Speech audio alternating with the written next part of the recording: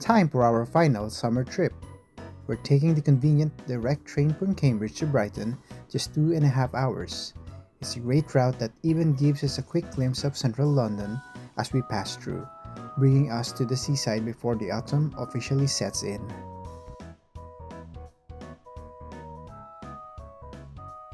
And just like that, Brighton Railway Station. You immediately notice the grand, historic architecture here. It's got this huge, sweeping Victorian iron and glass roof that gives the whole concourse a bright, airy feel. This station is absolutely the heart of the city's transport.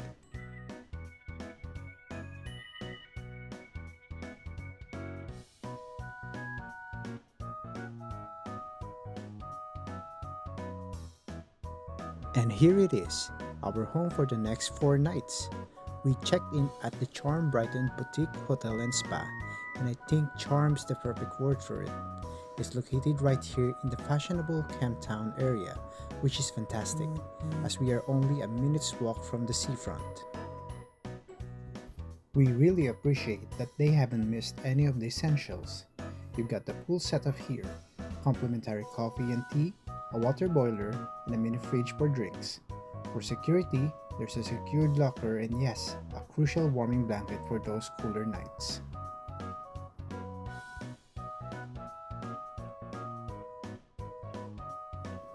The bathroom is spotless, very posh and clean. And a major win for any hotel stay, the shower also has fantastic pressure.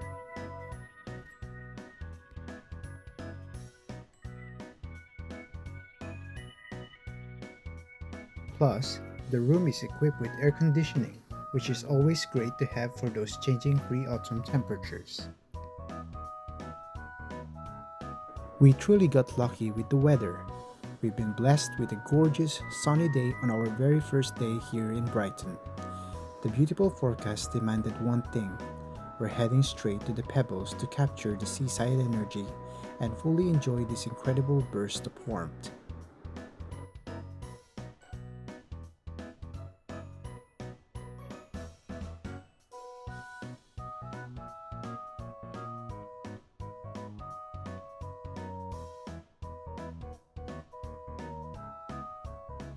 And here we are, stepping out onto the famous Brighton Beach. This is one of the UK's most celebrated shingle beaches. The atmosphere here is pure, buzzing seaside energy, and it's not sandy, which honestly makes it easier to keep everything clean. But make sure you brought your sturdy flip-flops.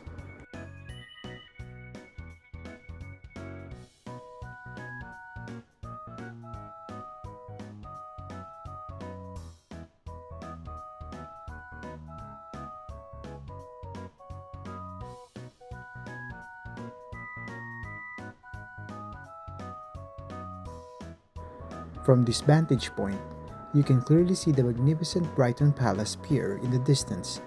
This entire structure was built in 1899 and was originally named Brighton Marine Palace and Pier. It was designed specifically as a pleasure place, and that grand Victorian ambition is definitely still part of its charm today.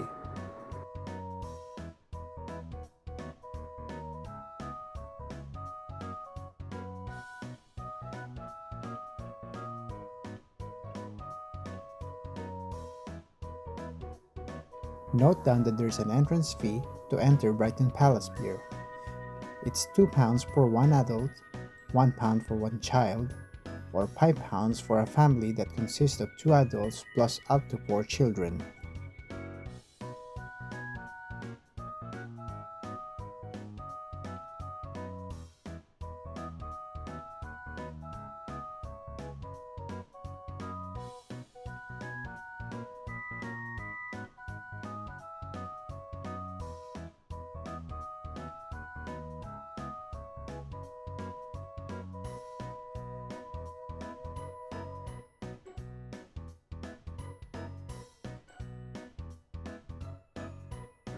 As we make our way along the pier, you can see all the spots where you can grab your classic seaside snacks and drinks.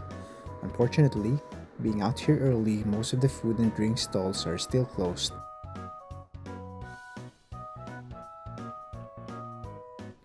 The last section of the pier is dedicated to pure fun, hosting an array of rides and attractions that are set up for both adults and children.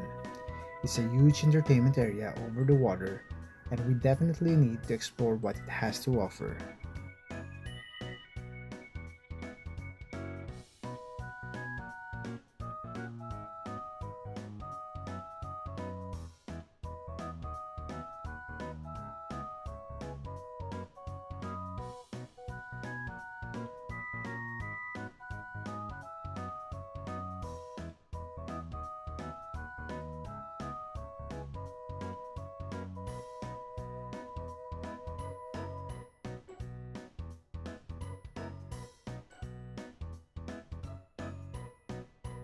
All the walking on the beach and pier worked us up a serious appetite.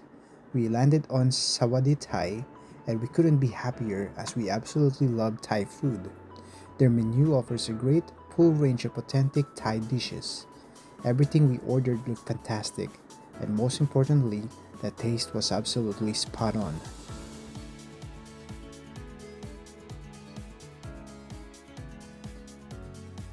The next day, we made the classic mistake of getting up early, hoping to catch that epic sunrise over the sea horizon here on the east coast.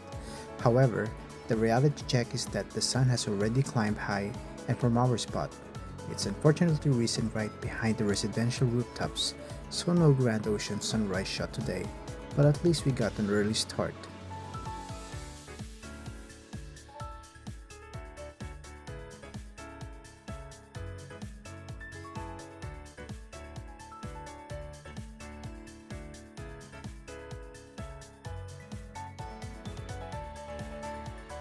We headed early to check the Brighton Marina. This is actually the largest artificial marina in the UK and a whole self-contained destination. It is a very different vibe from the main seafront. It's sleek, modern, and has a great atmosphere, with all the boats bobbing in the water.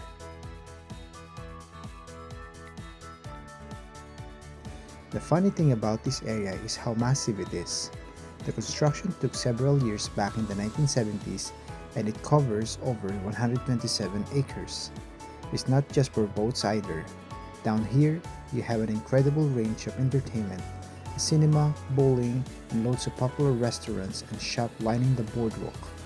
It's designed so you can truly spend a whole day or even a weekend without ever leaving. However, being this early, we were not able to see the marina in its prime. This place must be incredibly busy and vibrant once everything opens up and the crowds arrive.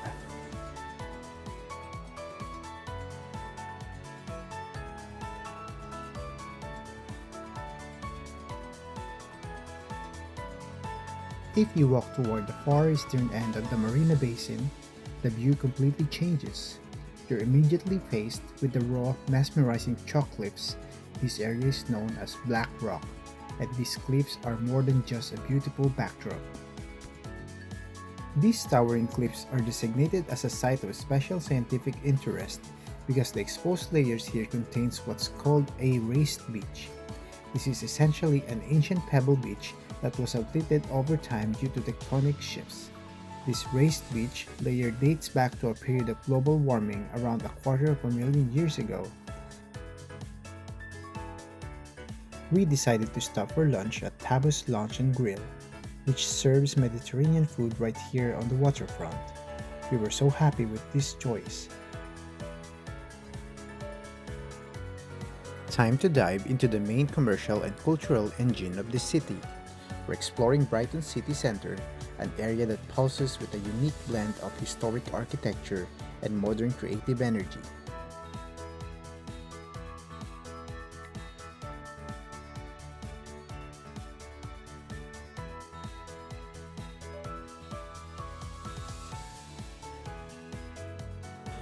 Brighton is often nicknamed London by the Sea, and the city centre is why.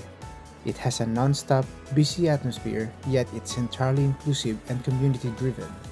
From the moment you step off the main streets, you find secret pubs, hidden courtyards, and some of the best coffee shops in the UK.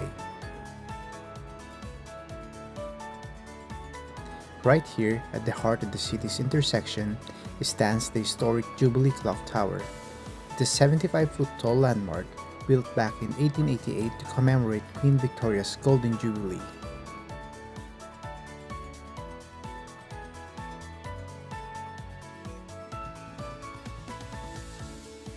We have brilliant energy here in the city center. With the sun out, the streets are completely buzzing and the whole area feels incredibly lively. The characteristic coastal city excitement is pouring into the streets.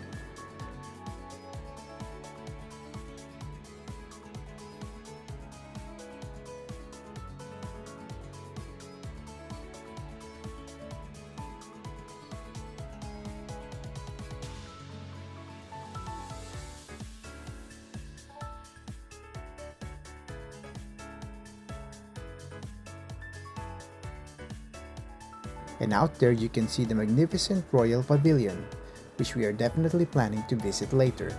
It was built in the early 1800s as a lavish pleasure palace for King George IV, designed to look exactly like a palace you might find in India.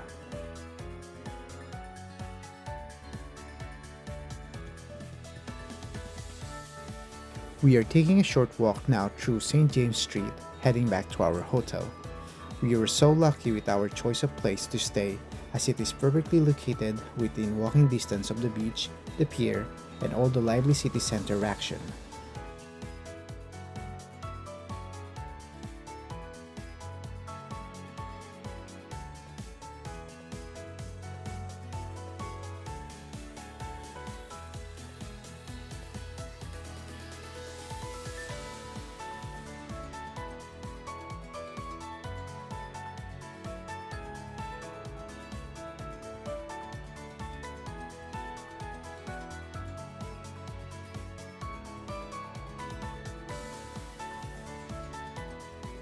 Well, today is a complete shift. The weather has turned 360. It's cloudy, windy, and we're also getting intermittent rain. But nothing will stop us from visiting our next destination, the Beacon Hill Windmill located at Rottingdean that we spotted yesterday from the cliffs of Brighton Marina. It is a beautiful, Grade 2 listed smoke mill. It was built in 1802 and originally worked until 1881, grinding corn for the local area of Rottingdean. The weather outside is definitely not cooperating today, with the heavy rains coming and going. So we're taking a page out of the locals book and heading somewhere dry. Churchill Square Shopping Center is the perfect spot for some indoor retail therapy.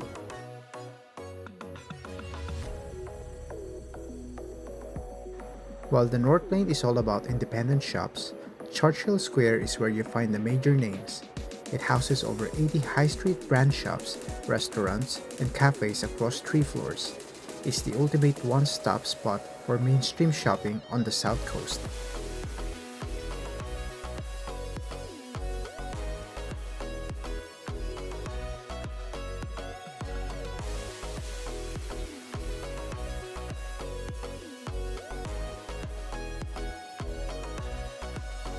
The first fun fact is about the roof itself. The original Churchill Square, built in the 1960s, was actually an open-air mall. It wasn't until a major redevelopment in the late 1990s that they rebuilt it as the fully covered mall you see today, which makes it the true go-to focal point for rainy Brighton days.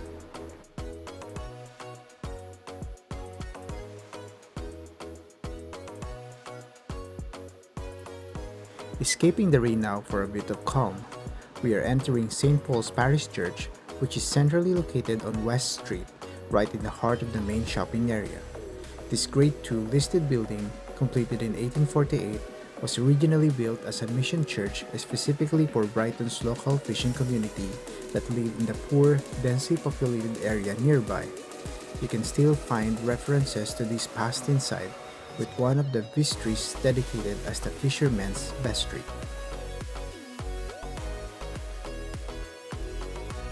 Stepping inside St. Paul's, you immediately feel the difference from the modern street outside. The interior is built in the Gothic Revival style, and it is designed to feel spacious and dramatic. We are so grateful for the warmth of the staff here. The people managing the church were incredibly friendly, and they even encouraged us to take as many videos and photos as we needed and to explore deeper into the building. It's that level of openness that we've truly appreciated, not just here at the church, but across every single place we've visited in Brighton. Everyone has been very welcoming and helpful.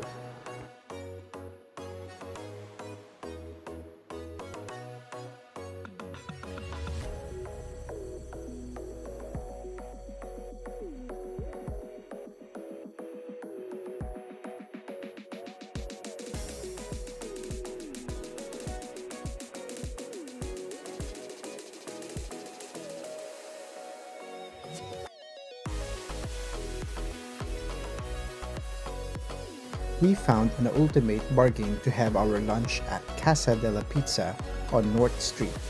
This is an all-you-can-eat buffet and serves a variety of pizza, pasta, and salad. It cost only £12 per person.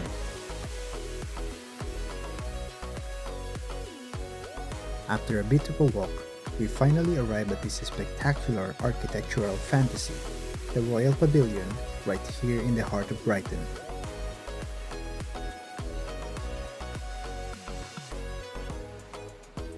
Its construction began in 1787 and was completed in its current dramatic form between 1815 and 1823.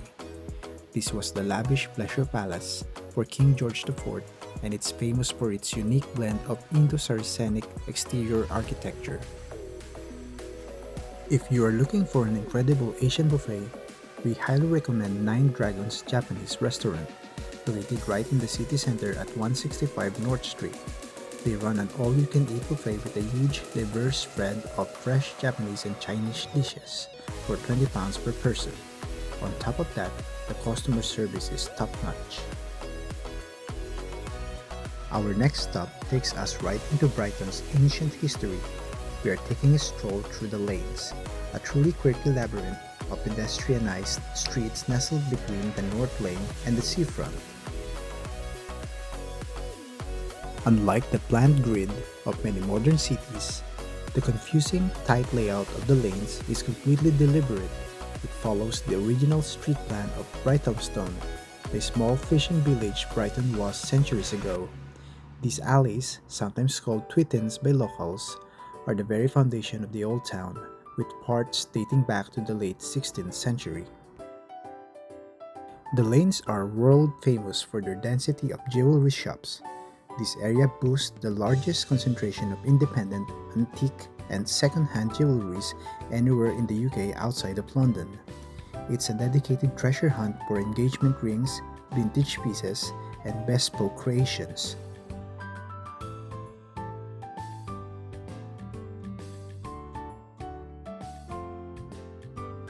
Keep an eye out for a classic watering hole. The area is home to the Cricketers' Arm on Black Lion Street, which is believed to be the oldest pub in all of Brighton, dating back to around 1545.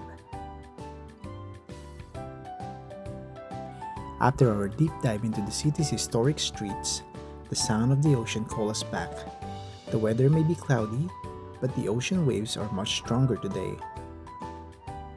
We decided to take a stroll right along the seafront again, but the energy is completely different from yesterday's sunshine. Today, it's all about admiring the raw power of the sea and enjoying the windswept dramatic view. It's a much wilder, more elemental Brighton experience. Spending this time out here with the ocean feels like a powerful cleansing moment. It genuinely feels like the strength of these waves just takes all the stress away and completely rejuvenates your soul.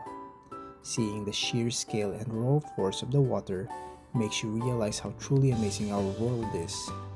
This is exactly the kind of energy boost we needed from our last summerscape. We truly hope you enjoyed traveling with us on this adventure from Cambridge to the coast. If you love the journey, please don't forget to like this video and subscribe to our channel so you don't miss where we're headed next.